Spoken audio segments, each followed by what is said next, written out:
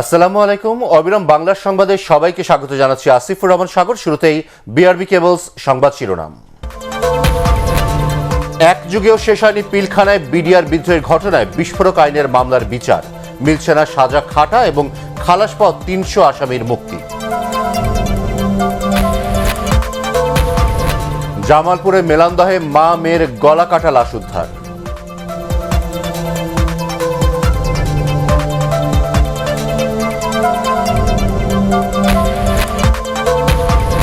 উত্তরের হিমেল হাওয়ায় কাঁপছে দেশ, সর্বনিম্ন তাপমাত্রার রেকর্ড রংপুরের তেঁতুলিয়ায়, বিপর্যস্ত উত্তরাঞ্চলের জনপদ।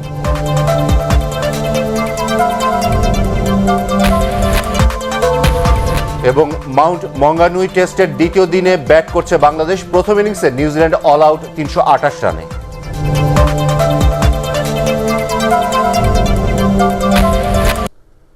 শুনছিলেন বিআরবি কেবলস সংবাদ শিরোনাম।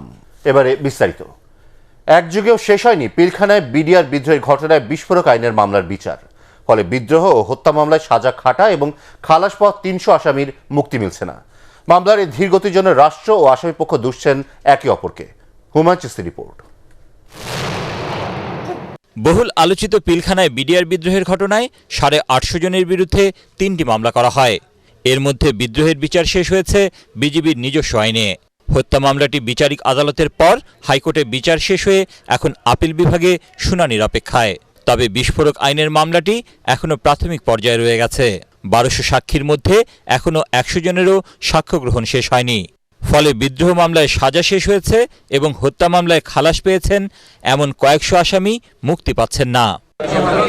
রাষ্ট্রপক্ষের আইনজীবীর দাবি, হত্যা ও বিস্ফোরক আইনের দুটি মামলা একসাথে শুরু হলেও আসামিপক্ষের আবেদনের প্রেক্ষিতেই হত্যা মামলা নিষ্পত্তির পর বিস্ফোরক আইনের মামলার বিচারিক কার্যক্রম শুরু হয়।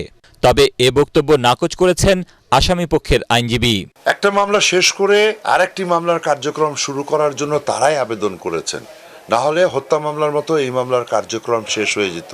প্রসিকিউটর কোনো দরখাস্ত দেয় নাই মামলার কার্যক্রমকে বন্ধ করার জন্য, অথবা কোনোদিন সাক্ষী এসছে সাক্ষী না করার জন্য। আমি তো বৃহৎ সংখ্যক আসামিদের আইনজীবী, আমি তো এরকম কোনো দরখাস্ত দেই নাই। কোথাকার কোন আইনজীবী দিয়ে কি দরখাস্ত দিয়েছেন? আমরা যদি দরখাস্ত দিয়েও থাকি তাহলে ওনারা এখন কেন মামলার কার্যক্রম চালু করতেছেন না? এখন কেন মামলা সাক্ষী দিচ্ছেন না? বিডিআর মামলা বিচারের জন্য রাজধানীর কারা অধিদপ্তর মাঠে স্থাপিত অস্থায়ী আদালতটি ব্যবহারের অনুপযোগী হয়ে পড়েছে। এদিকে বিচারিক ও উচ্চ আদালতে বারবার আবেদন করেও জামিন পাচ্ছেন না বলে অভিযোগ আসামিপক্ষের আইনজীবীদের। যারা খালাস পেয়েছেন, যাদের বিরুদ্ধে আপিল করা হয়েছে, তারা কিন্তু এক্সপ্লোসিভ সাবস্টেন্স অ্যাক্টের মামলার তারা আসামি। সুতরাং এক্সপ্লোসিভ সাবস্টেন্স অ্যাক্টের মামলার আসামিরা যারা যদি বেরোতে চান তাদেরকে বের নিতে হবে। কোর্ট না বসলে, ওই আদালতে না গেলে কার কাছে আবেদন করব?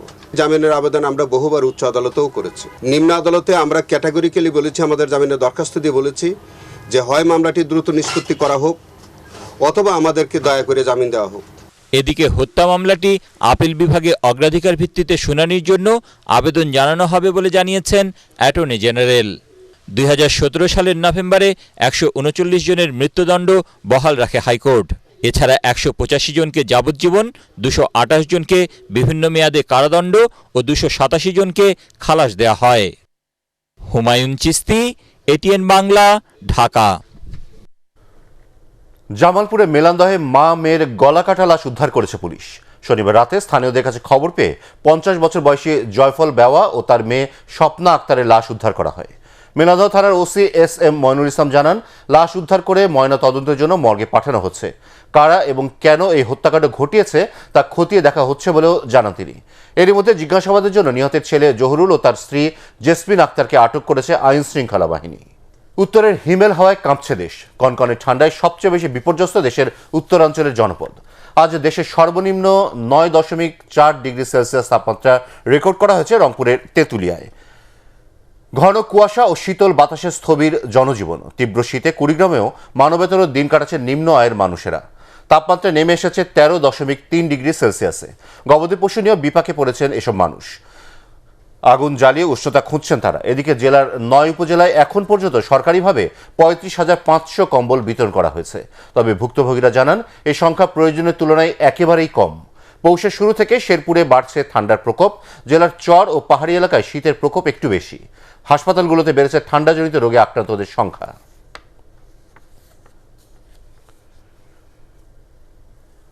করোনা সংক্রমণ বাড়লেও এই মুহূর্তে লকডাউনের কোনো পরিকল্পনা সরকারের নেই বলে জানিয়েছেন স্বাস্থ্যমন্ত্রী জাহিদ মালিক।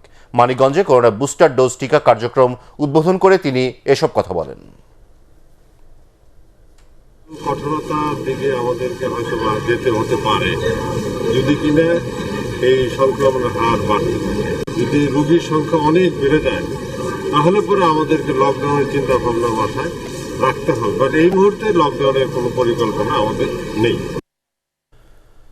দেশে করোনায় আরও 4 জনের মৃত্যু হয়েছে। এ নিয়ে মৃতের সংখ্যা বেড়ে দাঁড়িয়েছে 28,076 জনে। একই সময় নতুন 370 জন করোনা রোগী শনাক্ত হয়েছেন। এ নিয়ে দেশে মোট 15,85,909 জনের করোনা শনাক্ত হলো। স্বাস্থ্য অধিদপ্তরের সংবাদ বিজ্ঞপ্তি থেকে এসব তথ্য জানা গেছে।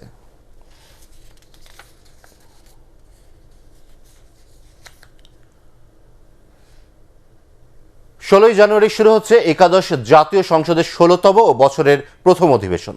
সংবিধানের 72 অনুচ্ছেদে প্রদত্ত ক্ষমতা বলে রাষ্ট্রপতি এই অধিবেশন ডেকেছেন। এটি সংসদের শীতকালীন অধিবেশন। এর আগে 2020 সালের 28 নভেম্বর শেষ হয় জাতীয় সংসদের 15তম অধিবেশন।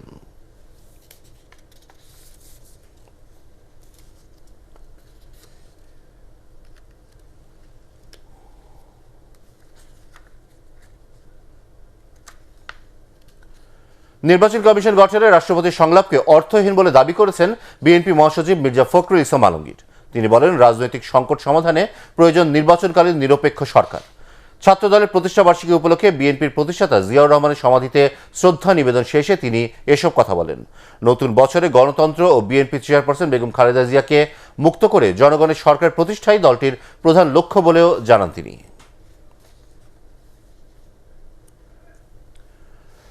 গণতন্ত্রকে প্রাতিষ্ঠানিক রূপ দিতে সকল রাজনৈতিক দলের নেতা কর্মী, দেশপ্রেমিক ও প্রগতিশীল শক্তিকে দায়িত্বশীল ভূমিকা পালনের আহ্বান জানিয়েছেন আওয়ামী লীগ সাধারণ সম্পাদক ওবায়দুল কাদের। রাজধানীতে নিজ বাসভবনে আয়োজিত ব্রিফিংয়ে দেশবাসীকে ইংরেজি নববর্ষের শুভেচ্ছা জানিয়ে তিনি একথা বলেন। গণমানুষের দল হিসেবে আওয়ামী লীগ নতুন পদযাত্রার সূচনা করবে বলেও বছরের প্রথম দিন জানান ওবায়দুল কাদের।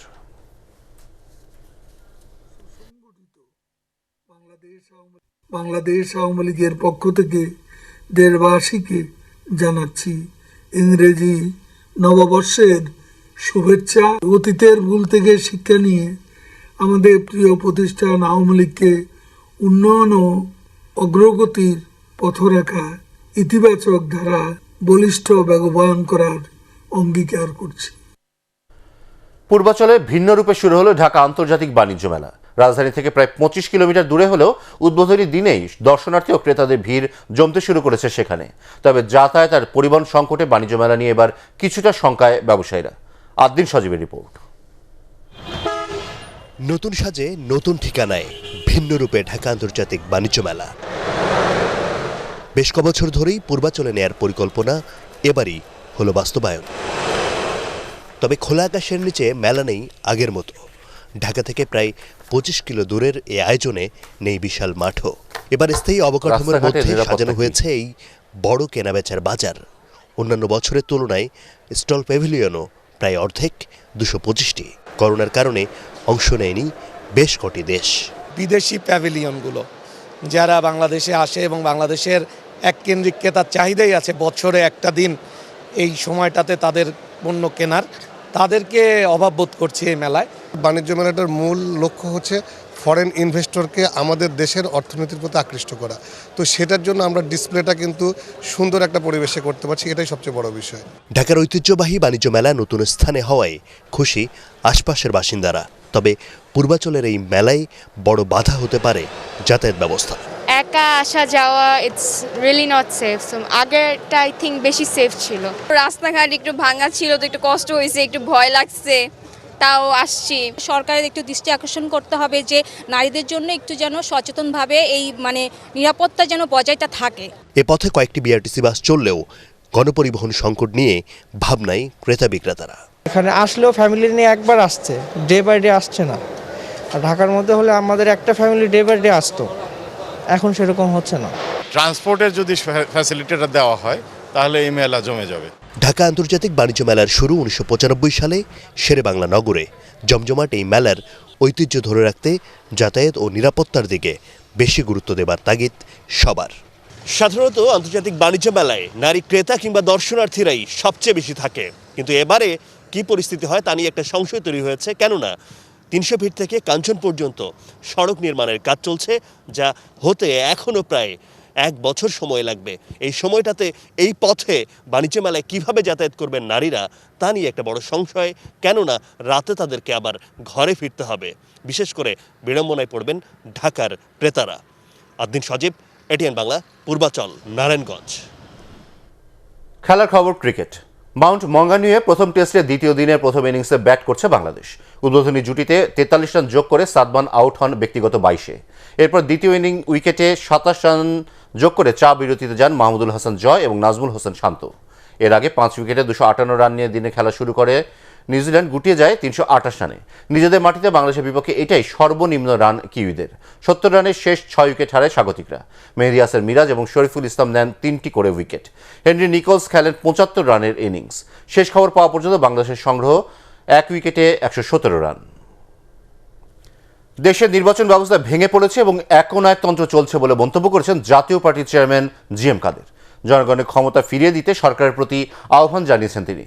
রাজধানীর ইঞ্জিনিয়ার্স ইনস্টিটিউশন মিলনায়তনে দলটির প্রতিষ্ঠা বার্ষিকীর আলোচনা সভায় জিএম কাদের এসব কথা বলেন। মহামারীকালের দুর্ভোগ বিবেচনা করে দেশের উপজেলা পর্যায় পর্যন্ত সব হাসপাতালে আইসিইউ সেবা চালুরও দাবি জানান তিনি। বাংলাদেশে কোনো সময় তেমন কোনো গণতন্ত্রের চর্চা হয়নি। বর্তমান অবস্থায় বাংলাদেশের মানুষ এক কথায় বলতে গেলে ভালো নেই। আয় নাই, চাকরি নাই, কিন্তু জিনিসপত্রের দাম প্রতিদিন বাড়ছে। এবার আন্তর্জাতিক সংবাদ।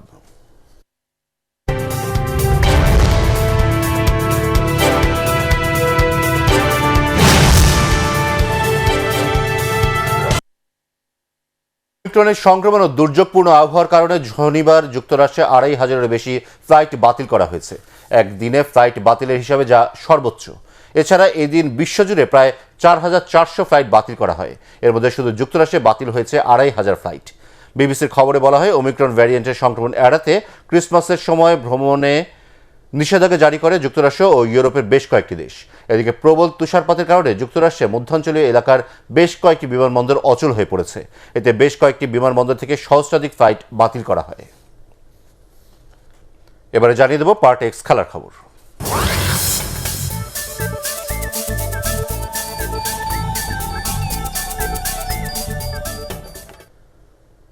স্প্যানিশ লা লিগায় রাতে আলাদা ম্যাচে মাঠে নামছে রিয়াল মাদ্রিদ এবং বার্সেলোনা। রাত 2টায় মায়ার্কোর বিপক্ষে খেলবে কাতালানরা। 28 পয়েন্ট নিয়ে টেবিলের 7-এ আছে জাভি হার্নান্দেজের দল।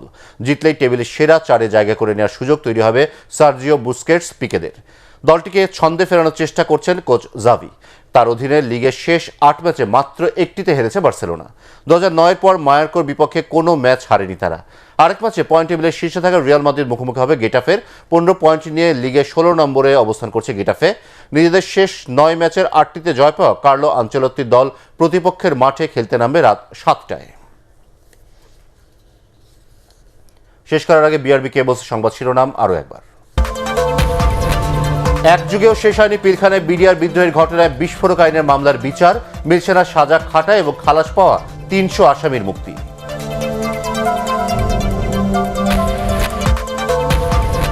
জামালপুরে মেলান্দহে মা মেয়ের গলা কাটা লাশ উদ্ধার।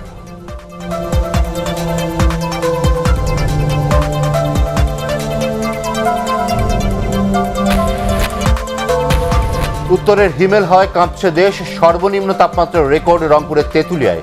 বিপর্যস্ত উত্তরাঞ্চলের জনপদ।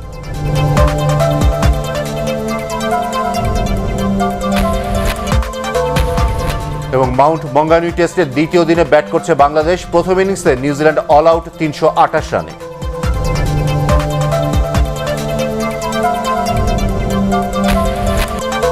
পরবর্তী সংবাদ দেখার আমন্ত্রণ জানিয়ে এখনকার মতো শেষ করছি। করোনা ভাইরাস থেকে নিজেকে সুরক্ষিত রাখতে মাস্ক পরুন, বারবার হাত পরিষ্কার করুন। এটিএন বাংলা সংবাদ ইউটিউবে দেখতে ব্রাউজ করুন youtube/ATN বাংলা।